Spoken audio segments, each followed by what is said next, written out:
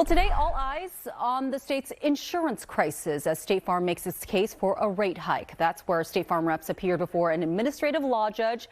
They defended an emergency request the company filed just after the LA fires to hike property insurance rates statewide to an average of 22%. State Farm says it's paid out way more than its premiums, and the Department of Insurance says now is the time to act. We're on the Titanic and we see the iceberg. Now is not the time to argue about where to put the deck chairs. There is still time, Your Honor, to turn this ship around. If we don't, over 3 million Californians are going in the water, and there are not enough lifeboats. All right, our Chris Kimura has been following this hearing all day, and obviously, Chris, no one wants to pay more. So what are consumer watchdog groups saying? Well, there's one group, Consumer Watchdog, which is essentially saying that what State Farm is doing here is asking for us to pay a whole bunch of money to prop up its California division when its headquarters in Illinois has billions of dollars on hand that they could send to California and aren't.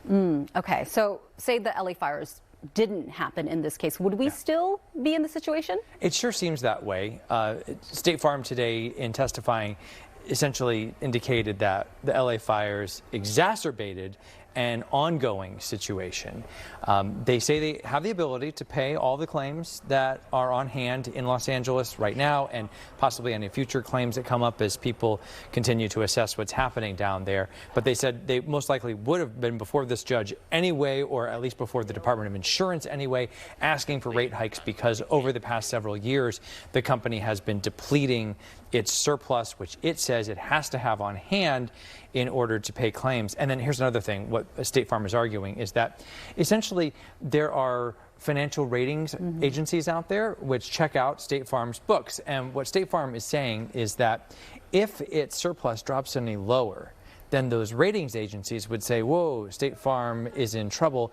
And then your mortgage company might not allow you to have State Farm insurance because it's too financially risky. So basically a domino effect there. Yeah. And it gets pretty complicated, too, if you get into the weeds, which we appreciate you doing for us. Okay, so when are we going to know if this rate hike is approved? I wish I knew the answer to that question. I don't know the answer to that question. The hearing is scheduled to go today, tomorrow, possibly on Thursday, and then it rests with the administrative law judge in Oakland to decide what's happening. But based on what you just heard from the state a couple seconds ago with that speaker, it does seem that the state is accepting State Farm's argument that this is necessary, that this is lawful, and it'll go through. The question is if the judge agrees, and if the judge doesn't agree, well, what happens then? I'll tell you that in addition to us watching this, State Farm's competitors surely are watching this too, because I imagine that some of them in the background are looking at the numbers and perhaps seeing a similar situation. So this isn't just necessarily a State Farm story.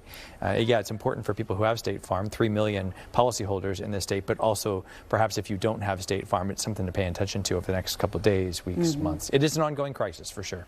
All right, Chris Kimura, thank you. You're welcome, Gia.